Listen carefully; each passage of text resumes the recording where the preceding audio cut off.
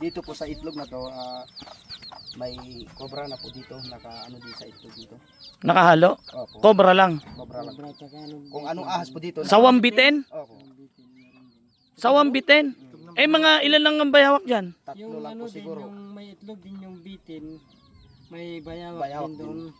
Hindi, ibig sabihin, hindi, sandali, linawin natin.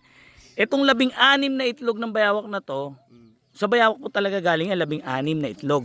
Ibig sabihin sa 16 na itlog na lumabas mismo sa bayawak, may mapipisa dyan na sawang bitin sa cobra. Oh, Ilang piraso lang yung sa bayawak? tatlo lang po. Mga tatlo. Apat ganun. Talaga, totoo kaya yun, Leo? Kwento po ni Tatay Orin po eh. Kaya yung lolo ko rin, Kaya naniwala po ako sa kanya. yung Tinuro po lolo sa ko rin, akin. nagano siya, mayroon bitin, mayroon bayawak. Ah, ganun. Ganito daw po. Ito 16. Ngayon, posibleng ito lang yung tatlong itlog na to. Yung itlog ng yung mapipisa na bayawak. Pero lahat yung itlog ng bayawak yan. Tapos itong 13, maaaring may sawa, may cobra. Kaya pala may malaki.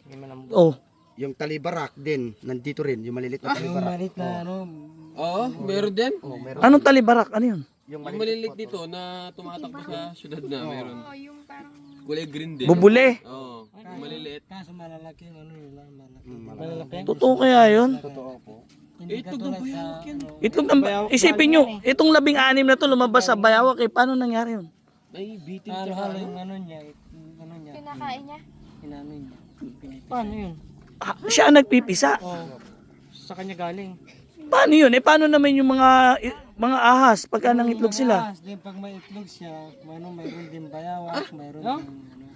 Kasi nakita namin nung si tatay, Pare-pare sila ng itlog. Nakakagimbal naman yung ganyan pang ano na yun, balita na yun. Ito ah.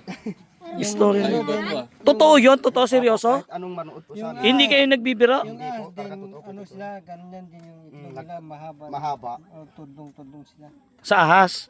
Hindi naman yun eh. Dito ako nagtataka eh. Initlog ng bayawak, 16. Dito po mismo galing sa bayawak, 16.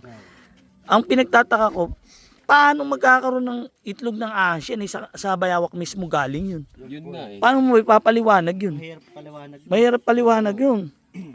Di sana, Kung mayroon sawa, Kahit makita nila po yung ano po ito, talagang totoo po ito. patunayan natin yan. Maano din po eh, makita.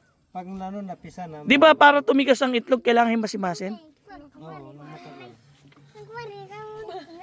lalambot na yun pag hinimas-himas mo.